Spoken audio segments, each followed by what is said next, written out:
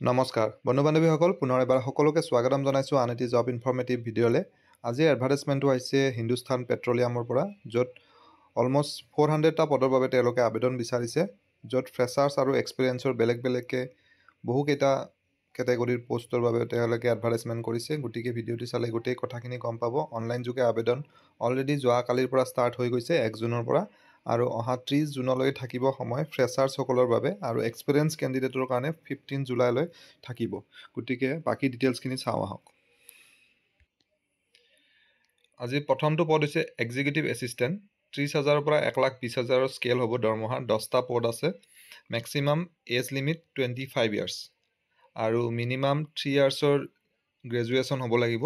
মানে BA BSc হ'লে আবেদন কৰিব পাৰিব, আৰু এক্সপিৰিয়েঞ্চ নালাগে, অলৰেডি কৈছোৱে। জুনিয়ৰ এক্সিকিউটিভ চিভিলৰ বাবে দৰমহা স্কেল একেই থাকিব।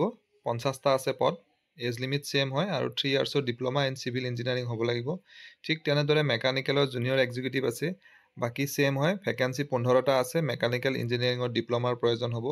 Next junior executive quality control আছে, দৰমহা ছেম, 19টা ভেকেঞ্চি, আৰু ইয়াত BSc কেমেষ্ট্ৰি হ'ব লাগিব।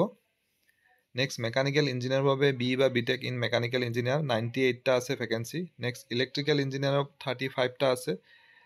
ইঞ্জিনিয়াৰ পদবিলাকৰ যিটো দৰমহা স্কেল 50,000ৰ পৰা 1,60,000 হ'ব, আৰু ইয়াৰ বাবে BE বা BTech হ'ব লাগিব। চিভিল ইঞ্জিনিয়াৰৰ ছেম হয়, ইয়াত 16টা আছে পদ।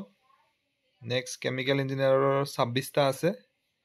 কোৱালিফিকেশ্যন এজ লিমিট চব একেই হয়। চাৰ্টাৰ্ড একাউণ্টেণ্টছ ইয়াত 24টা ভেকেঞ্চি আছে, আৰু এজ লিমিটটো ইয়াত 27লৈকে পাৰিব। যিসকলে CA পঢ়িছে বা ICAI পঢ়িছে আৰু লগতে গ্ৰেজুৱেশ্যন কৰিছে, তেওঁলোকে আবেদন কৰিব পাৰিব। নেক্সট অফিচাৰ আছে HR-ৰ, ইয়াত 6টা ভেকেঞ্চি আছে। দৰমহা স্কেলটো ছেম হয়, আৰু মেক্সিমাম 27 এজলৈকে পাৰিব। ইয়াত PG post graduate degree in HR management বা পাৰ্চনেল মেনেজমেণ্ট বা ইণ্ডাষ্ট্ৰিয়েল ৰিলেশ্যন বা চাইক'লজিত থকা হ'লে আবেদন কৰিব পাৰিব, বা MBA কৰিছে যদি HR আৰু পাৰ্চনেল মেনেজমেণ্টত, তেওঁলোকে আবেদন কৰিব পাৰিব। অফিচাৰ ইণ্ডাষ্ট্ৰিয়েল ট্ৰেইনিঙৰ এটা পদ আছে, যাৰ বাবে post graduate degree in industrial training লাগিব, লগতে BE বা BTech ইন মেকানিকেল, ইলেক্ট্ৰিকেল, ইনষ্ট্ৰুমেণ্টেশ্যন বা কেমিকেল বা চিভিল ইঞ্জিনিয়াৰিং হ'ব লাগিব। বাকী এই তলত এক্সপিৰিয়েঞ্চ পদকেইটাৰ বিষয়ে আছে, এইখিনি আলোচনা নকৰোঁ। যদি আপোনালোকে ইণ্টাৰেষ্টেড হয় তেনেহ'লে এডভাৰটাইজমেণ্টখন ডাউনলোড কৰি পেলাই চাই ল'ব পাৰিব। লিংকটো মই ডেছক্ৰিপশ্যনত দি দিম।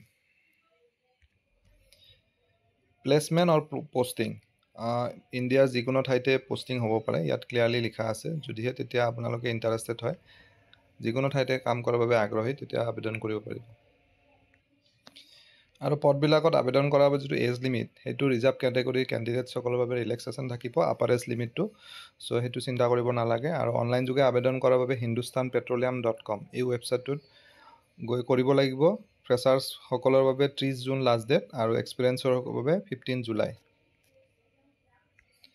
আবেদন কৰিবৰ বাবে জেনেৰেল, OBC বা EWS কেণ্ডিডেটসকলে 1180 টকা পে'মেণ্ট কৰিব লাগিব অনলাইন ফিজ, আৰু SC ST তথা PWBD কেণ্ডিডেটসকলে কোনো ফি পে' কৰিব নালাগে আবেদন কৰাৰ কাৰণে। গতিকে আশা কৰিছোঁ এই ভিডিঅ'টিৰ জৰিয়তে আপোনালোকৰ মাজৰ কিছু হ'লেও কেণ্ডিডেট উপকৃত হ'ব। পুনৰ এনেদৰে এটা নতুন ভিডিঅ'ত লগ পাম। ধন্যবাদ।